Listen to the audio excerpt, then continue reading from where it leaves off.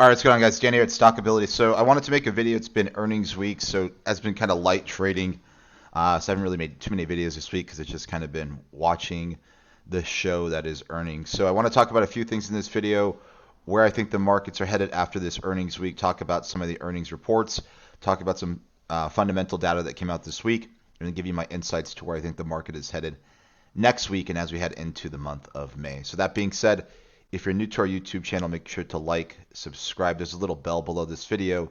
If you actually tag that, every time we upload a video, it'll email it right to you. So let's get started in this video. So this week was the biggest week for the biggest players in the markets as far as earnings go.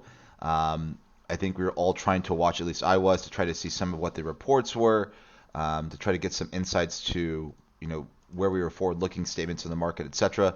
You also had a week where, actually today, this morning rather, we had some interesting moves in the 10-year notes as well, and then you had the initial jobless claims that came in a little bit lighter, so at 553,000. So I think eyes were actually watching that news as well to see what was going to happen there, as well as GDP as well, coming in at basically 6.4 versus expected at 6.7. So a few fundamental things came out, I think, had people kind of worried here.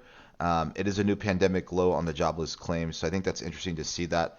My concern is, aside from fundamentals and what earnings came out, are the lack of reaction of people respecting earnings. Okay, so one of those companies, and again, there's a massive debate on this, and I'm going to clear this up for a second.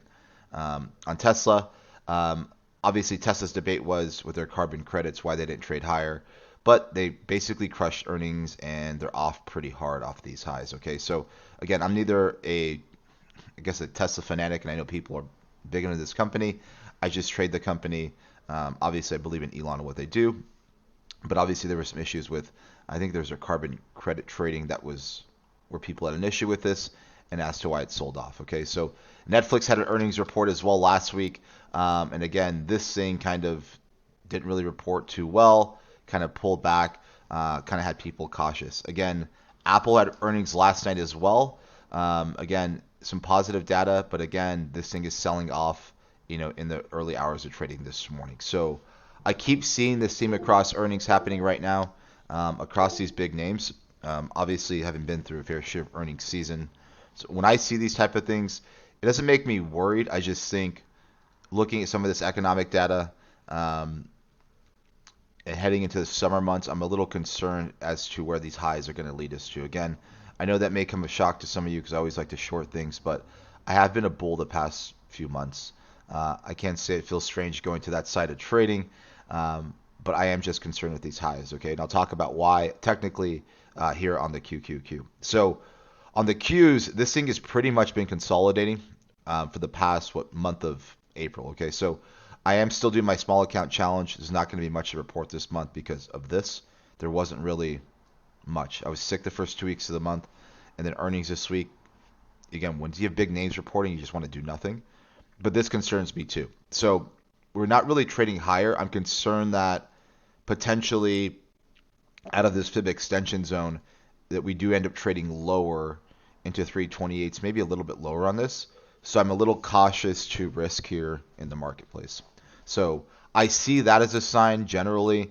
I made a video the other week about housing data that came through. There was positive housing data, and housing stocks started to kind of get a little bit weak there. So that concerns me as well. So when I look at these situations, when I look at, again, I want to go over to Netflix actually, and I look at stocks like Netflix, and again, normally a stock like this would be able to catch a bid off the low, meaning buyers are going to step in and pick this up. But this has been 2 weeks on the lows, and you really haven't seen a bid. So when I look at price action, when I look at these time frames on this, and I didn't mention this in the video prior, this has pretty much been in a range. Okay, this thing has just range traded pretty much for the past year. Range highs, range lows, range highs, range lows, back and forth, back and forth. It's all this thing has done is back, forth. Eventually, these ranges snap. Okay, I'm not short this yet. I'm not long it just yet. I tested some longs this week, like really small. There wasn't any bump in it, so I kind of just exited my little feeler trade. My concern is that this breaks this range and we trade down into 460s, maybe 440s. Okay. I don't have a position on that yet, but I'm well aware of what's occurring in the price action on Netflix. So I see that. Okay. So when I piece together a piece of data like that, and I notice this, and again, that weekly candle doesn't look too great to me either. And then I go and look at stocks like Facebook, which also reported earnings today. Um, Actually did a pretty good job on earnings. Um, you know, estimated was 235, actual was 330.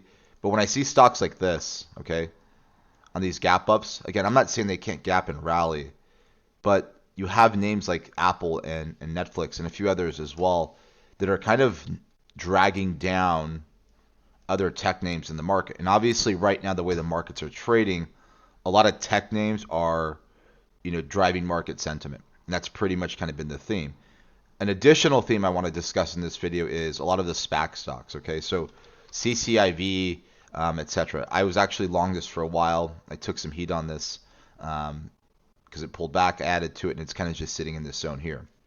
The SPAC boom that you kind of saw last year, and again, SPACs are nothing new for those of you who know anything about them, but it was kind of like the hot topic item for the start of the year. The money kind of pulled out of that. Do I think it comes back? Again, your guess is as good as mine there. But I am worried here at these highs, the market might cool off. Okay. Let's add into a different factor to this. It's May. I'm not a real big believer in the whole concept of sell in May going away. Obviously, you hear that.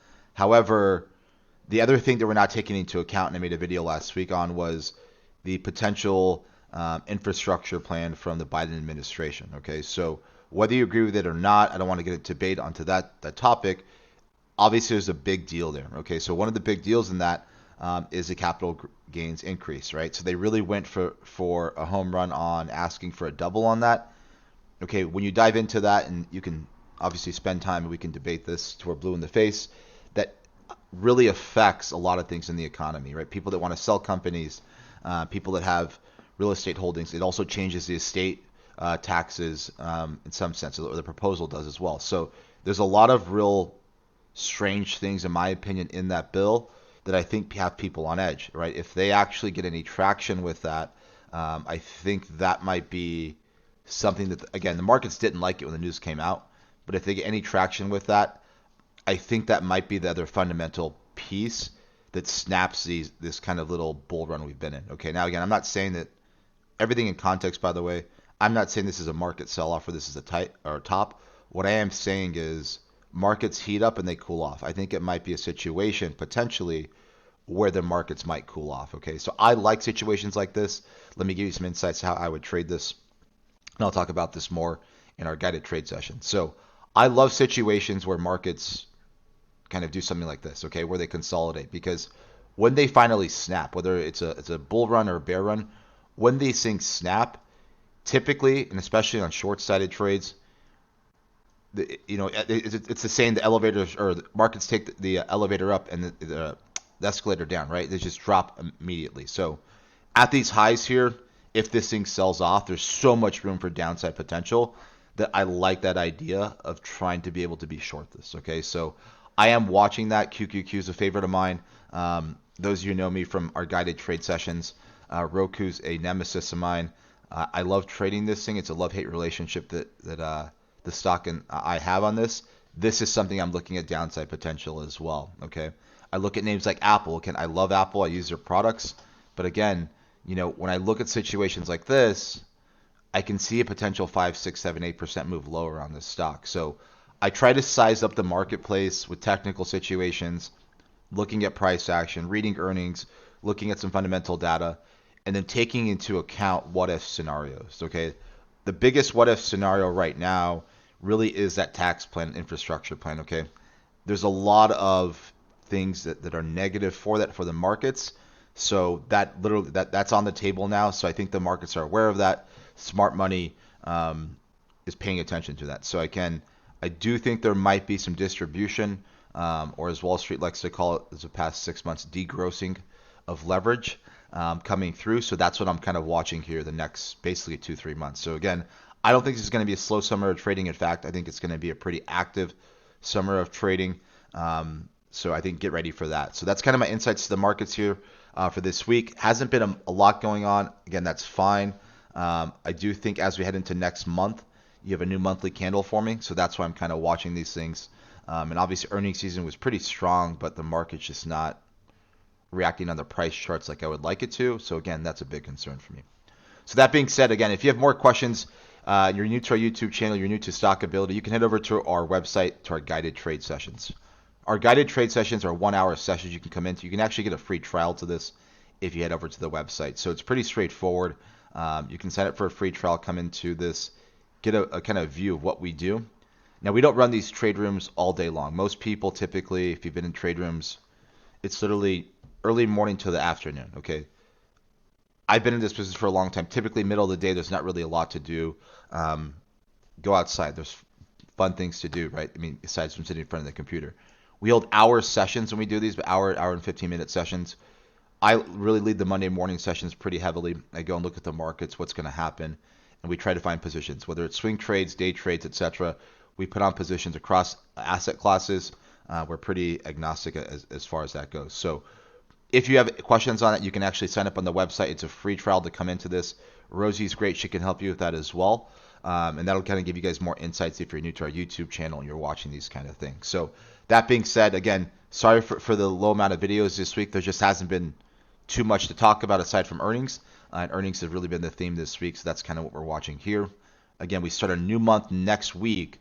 I do think some fireworks are about to go off in the market. So let's try to pay attention and see if we can't make some money next week in the markets.